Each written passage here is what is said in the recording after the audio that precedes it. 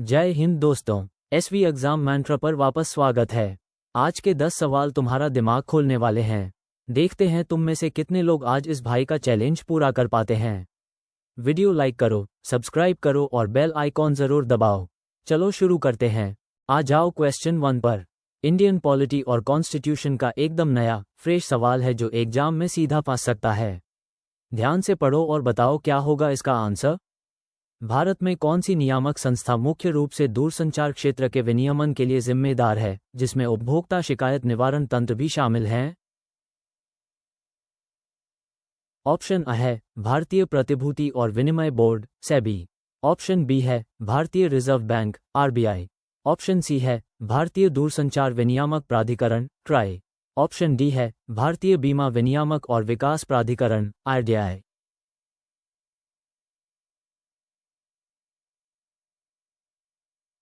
और सही जवाब है ऑप्शन C।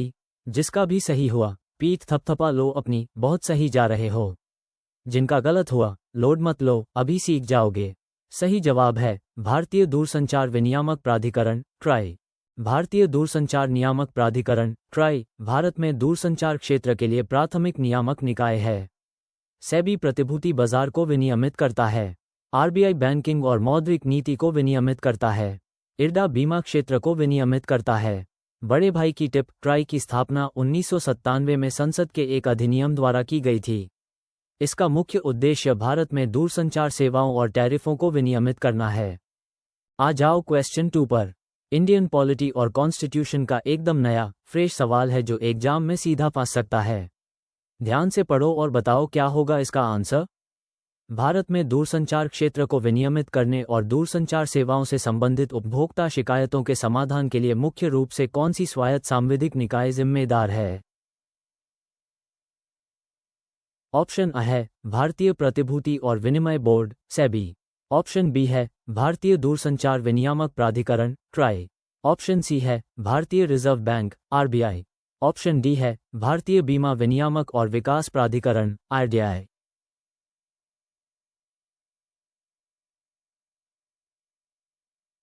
और सही जवाब है ऑप्शन B। जिसका भी सही हुआ पीठ थपथपा लो अपनी, बहुत सही जा रहे हो।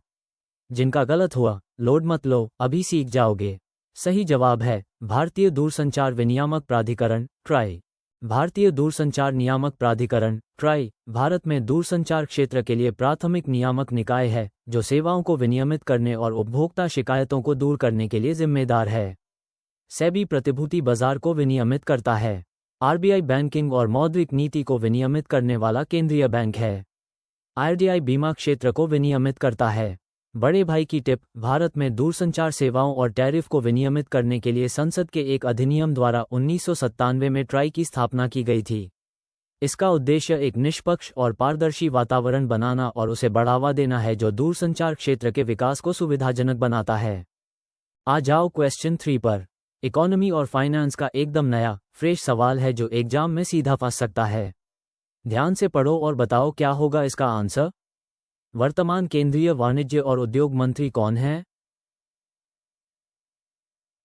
ऑप्शन A है निर्मला सीतारमण। ऑप्शन B है पीयूष गोयल। ऑप्शन C है राजनाथ सिंह। ऑप्शन D है अमित शाह।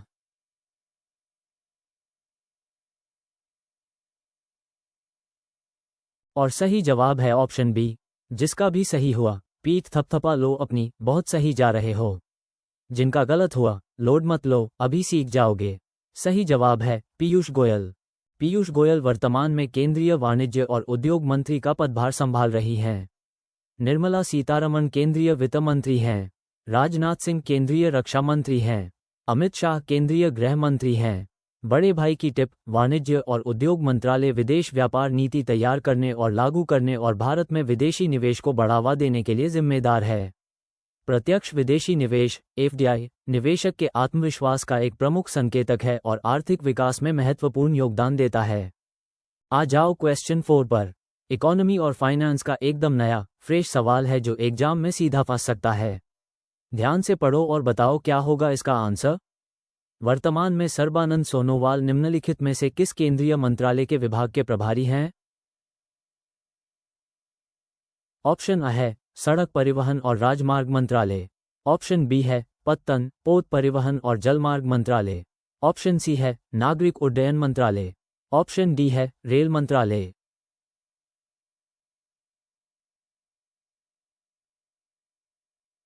और सही जवाब है ऑप्शन बी, जिसका भी सही हुआ। पीठ थपथपा लो अपनी, बहुत सही जा रहे हो। जिनका गलत हुआ, लोड मत लो, अभी सीख जाओगे। सही जवाब है पत्तन, पोत परिवहन और जलमार्ग मंत्रालय।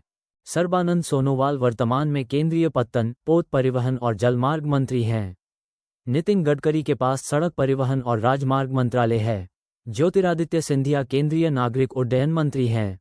अश्विनी वैष्णव केंद्रीय रेल मंत्री हैं। बड़े भाई की टिप, सर्बानंद सोनोवाल आयुष मंत्री के रूप में भी कार्य करती हैं।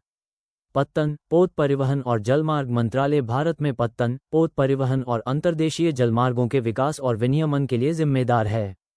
आ जाओ क्वेश्चन 5 पर। इकोनॉमी और फाइनेंस का एकदम नया, फ्रेश सवाल है जो एग्जाम में सीधा फंस सकता है। ध्यान से पढ़ो और बताओ क्या होगा इसका आंसर। वर्तमान केंद्रीय मंत्रिमंडल में निम्नलिखित में से वाणिज्य और उद्योग राज्य मंत्री कौन है? ऑप्शन अ है अनुराग ठाकुर।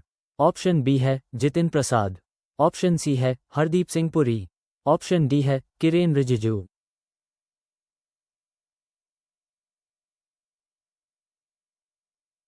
और सही जवाब है ऑप्शन बी, जिसका भी सही हुआ। पीठ थपथपा लो अपनी, बहुत सही जा रहे हो। जिनका गलत हुआ, लोड मत लो, अभी सीख जाओगे। सही जवाब है जितिन प्रसाद। जितिन प्रसाद वर्तमान वाणिज्य और उद्योग राज्य मंत्री हैं। अनुराग ठाकुर सूचना और प्रसारण, युवा मामलों और खेल मंत्री हैं। हरदीप सिंह पुरी पेट्रोलियम और प्राकृतिक गैस और आवास और शहरी मामलों के विभाग संभालते हैं। किरेन रिजिजू संसदीय कार्य मंत्री और अल्पसंख्यक मामलों के मंत्री हैं। बड़े भाई की टिप, वाणिज्य एवं उद्योग मंत्रालय भारत में विदेशी व्यापार और औद्योगिक विकास से संबंधित नीतियों को तैयार करने और लागू करने के लिए जिम्मेदार है। ये भारत के अंतर्राष्ट्रीय व्यापार संबंधों और औद्योगिक विकास को बढ़ावा देने में महत्वपूर्ण भूमिका निभाता है। आ जाओ क्वेश्चन 6 पर। इकोनॉमी और फाइनेंस का एकदम नया, फ्रेश सवाल है जो एग्जाम में सीधा फंस सकता है। ध्यान से पढ़ो और बताओ क्या होगा इसका आंसर। कच्चे इस्पात उत्पादन में भारत का वैश्विक रैंक क्या है? ऑप्शन अ है पहला। ऑप्शन बी है दूसरा। ऑप्शन सी है तीसरी। ऑप्शन डी है चौथी।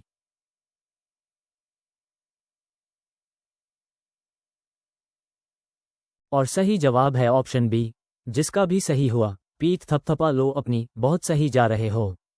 जिनका गलत हुआ, लोड मत लो, अभी सीख जाओगे। सही जवाब है दूसरा। भारत कच्चे इस्पात का विश्व में चीन के बाद दूसरा सबसे बड़ा उत्पादक है। चीन कच्चे इस्पात के विश्व के सबसे बड़े उत्पादक का स्थान रखता है। जापान वैश्विक कच्चे इस्पात उत्पादन में आमतौर पर तीसरे या चौथे स्थान पर है। कच्चे इस्पात उत्पादन में चौथा स्थान भिन्न होता है, लेकिन भारत नहीं है। बड़े भाई की टिप, इस्पात उद्योग आर्थिक विकास के लिए महत्वपूर्ण है, जो निर्माण, ऑटोमोटिव और बुनियादी ढांचा क्षेत्रों के लिए सामग्री की आपूर्ति करता है। इसे अक्सर किसी राष्ट्र के आर्थिक स्वास्थ्य का बैरोमीटर माना जाता है। आ जाओ क्वेश्चन 7 पर। इकोनॉमी और फाइनेंस का एकदम नया, फ्रेश सवाल है जो एग्जाम में सीधा फंस सकता है। ध्यान से पढ़ो और बताओ क्या होगा इसका आंसर। निम्नलिखित में से कौन सा निकाय या तंत्र मुख्य रूप से भारत में सरकारी अनुमोदन की आवश्यकता वाले प्रत्यक्ष विदेशी निवेश (FDI) प्रस्तावों के प्रसंस्करण के लिए जिम्मेदार है? ऑप्शन अ है भारतीय reserve bank (RBI). Option B है विदेशी निवेश सुविधा पोर्टल (FIFP). ऑप्शन सी है भारतीय प्रतिभूति और विनिमय बोर्ड (SEBI). ऑप्शन डी है विदेश व्यापार महानिदेशालय (DGFT).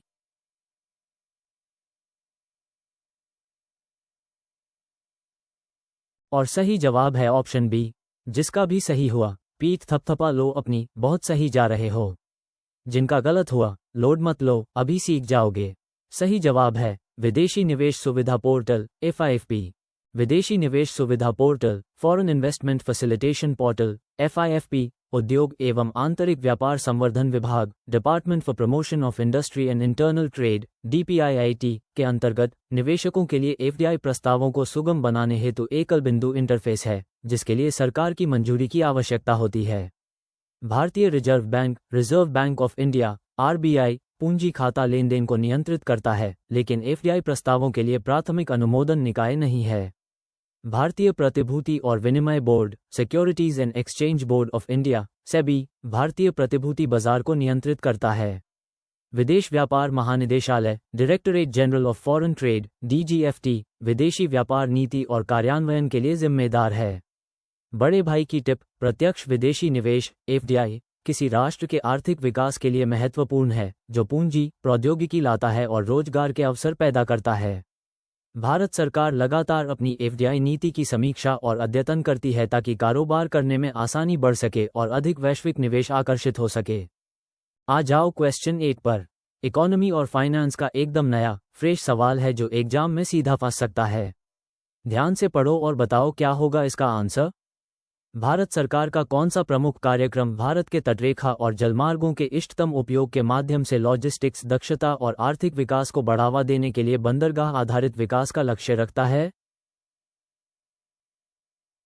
ऑप्शन अ है भारतमाला परियोजना, ऑप्शन बी है सागरमाला परियोजना, ऑप्शन सी है सेतु भारतम परियोजना, ऑप्शन डी है उड़ान योजना।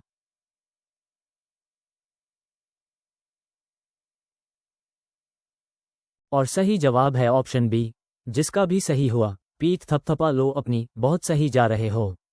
जिनका गलत हुआ लोड मत लो, अभी सीख जाओगे। सही जवाब है सागरमाला परियोजना। सागरमाला परियोजना भारत सरकार द्वारा शुरू की गई एक प्रमुख योजना है जिसका उद्देश्य भारत के तटरेखा और जलमार्गों के इष्टतम उपयोग के माध्यम से लॉजिस्टिक्स दक्षता और आर्थिक विकास को बढ़ाने के लिए बंदरगाह आधारित विकास करना है।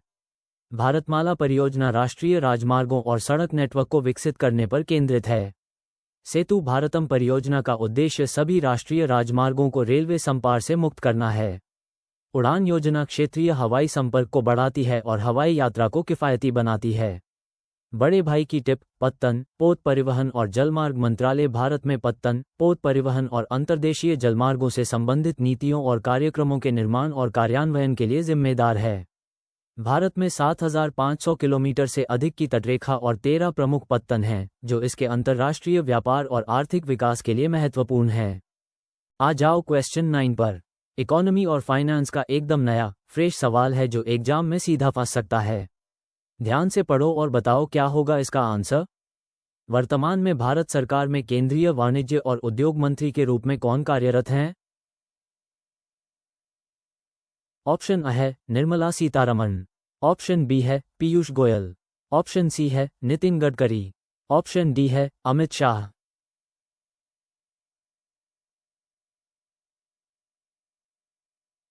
और सही जवाब है ऑप्शन बी, जिसका भी सही हुआ पीठ थपथपा लो अपनी, बहुत सही जा रहे हो। जिनका गलत हुआ लोड मत लो, अभी सीख जाओगे। सही जवाब है पीयूष गोयल। श्री पीयूष गोयल केंद्रीय वाणिज्य एवं उद्योग मंत्री हैं। निर्मला सीतारमण केंद्रीय वित्त मंत्री हैं। नितिन गडकरी केंद्रीय सड़क परिवहन एवं राजमार्ग मंत्री हैं। अमित शाह केंद्रीय गृह मंत्री एवं सहकारिता मंत्री हैं। बड़े भाई की टिप: वाणिज्य एवं उद्योग मंत्रालय विदेश व्यापार नीति और निर्यात एवं आयात को बढ़ावा देने के उपायों को तैयार करने और लागू करने के लिए जिम्मेदार है। प्रत्यक्ष विदेशी निवेश एफडीआई भारत की आर्थिक वृद्धि के लिए महत्वपूर्ण है, जो पूंजी, प्रौद्योगिकी और रोजगार लाता है। आ जाओ क्वेश्चन 10 पर। इकोनॉमी और फाइनेंस का एकदम नया, फ्रेश सवाल है जो एग्जाम में सीधा फंस सकता है। ध्यान से पढ़ो और बताओ क्या होगा इसका आंसर। किसी देश के इस्पात उत्पादन में लगातार वृद्धि की प्रवृत्ति मुख्य रूप से उसकी अर्थव्यवस्था के लिए क्या दर्शाती है?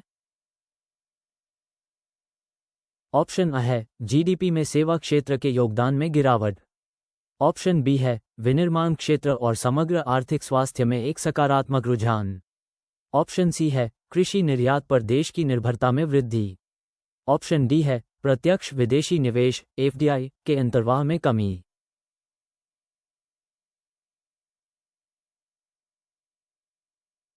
और सही जवाब है ऑप्शन बी, जिसका भी सही हुआ पीठ थपथपा लो अपनी, बहुत सही जा रहे हो। जिनका गलत हुआ लोड मत लो, अभी सीख जाओगे। सही जवाब है विनिर्माण क्षेत्र और समग्र आर्थिक स्वास्थ्य में एक सकारात्मक रुझान। इस्पात उत्पादन में लगातार वृद्धि विनिर्माण और निर्माण क्षेत्रों में एक सकारात्मक प्रवृत्ति का एक महत्वपूर्ण संकेतक है, जो बदले में समग्र आर्थिक स्वास्थ्य और औद्योगिक गतिविधि को दर्शाता है। इस्पात उत्पादन में गिरावट मंदी का संकेत देगी। अन्य विकल्प सीधे या मुख्य रूप से इस्पात उत्पादन वृद्धि द्वारा संकेतित नहीं है। बड़े भाई की टिप, भारत चीन के बाद कच्चे इस्पात का दुनिया का दूसरा सबसे बड़ा उत्पादक है। इस्पात उद्योग को औद्योगिक विकास की रीढ़ माना जाता है, जो बुनियादी ढांचे और विनिर्माण क्षेत्रों के लिए महत्वपूर्ण है। चलो, अब टाइम आ गया है सुपर फास्ट रिवीजन का। पलक झपकाए बिना देखो, पहले 5 फैक्ट्स दिमाग में फिट करते हैं। 1. भारत में कौन सी नियामक संस्था मुख्य रूप से दूरसंचार क्षेत्र के विनियमन के लिए जिम्मेदार है, जिसमें उपभोक्ता शिकायत निवारण तंत्र भी शामिल है? आंसर, भारतीय दूरसंचार विनियामक प्राधिकरण ट्राई। 2. भारत में दूरसंचार क्षेत्र को विनियमित करने और दूरसंचार सेवाओं से संबंधित उपभोक्ता शिकायतों के समाधान के लिए मुख्य रूप से कौन सी स्वायत्त सांविधिक निकाय जिम्मेदार है? आंसर, भारतीय दूरसंचार विनियामक प्राधिकरण ट्राई। 3. वर्तमान केंद्रीय वाणिज्य और उद्योग मंत्री कौन है? आंसर, पीयूष गोयल। 4. वर्तमान में सर्बानंद सोनोवाल निम्नलिखित में से किस केंद्रीय मंत्रालय के विभाग के प्रभारी हैं? आंसर, पत्तन, पोत परिवहन और जलमार्ग मंत्रालय। 5. वर्तमान केंद्रीय मंत्रिमंडल में निम्नलिखित में से वाणिज्य और उद्योग राज्य मंत्री कौन है? आंसर, जितिन प्रसाद। रिवीजन जारी है। पार्ट 2/2 फैक्ट 6 से 10 तक दिमाग में फिट करो। 6. कच्चे इस्पात उत्पादन में भारत का वैश्विक रैंक क्या है? आंसर, दूसरा 7. निम्नलिखित में से कौन सा निकाय या तंत्र मुख्य रूप से भारत में सरकारी अनुमोदन की आवश्यकता वाले प्रत्यक्ष विदेशी निवेश (FDI) प्रस्तावों के प्रसंस्करण के लिए जिम्मेदार है? आंसर, विदेशी निवेश सुविधा पोर्टल FIFP। 8. भारत सरकार का कौन सा प्रमुख कार्यक्रम भारत के तटरेखा और जलमार्गों के इष्टतम उपयोग के माध्यम से लॉजिस्टिक्स दक्षता और आर्थिक विकास को बढ़ावा देने के लिए बंदरगाह आधारित विकास का लक्ष्य रखता है? आंसर, सागरमाला परियोजना। 9. वर्तमान में भारत सरकार में केंद्रीय वाणिज्य और उद्योग मंत्री के रूप में कौन कार्यरत हैं? आंसर, पीयूष गोयल। 10. किसी देश के इस्पात उत्पादन में लगातार वृद्धि की प्रवृत्ति मुख्य रूप से उसकी अर्थव्यवस्था के लिए क्या दर्शाती है? आंसर, विनिर्माण क्षेत्र और समग्र आर्थिक स्वास्थ्य में एक सकारात्मक रुझान। ये सभी फैक्ट्स याद रखो, एग्जाम में पक्का काम आएंगे। तो भाई, आज का स्कोर क्या रहा? नीचे कमेंट बॉक्स में वीकली टेस्ट लिखो, टेस्ट का लिंक लो और अपनी असली रैंक चेक करो। PDF डाउनलोड करने के लिए डिस्क्रिप्शन में लिंक है और टेलीग्राम ज्वाइन करो डेली फ्री PDF के लिए। कल फिर मिलेंगे, रुकना नहीं है, पढ़ते रहो।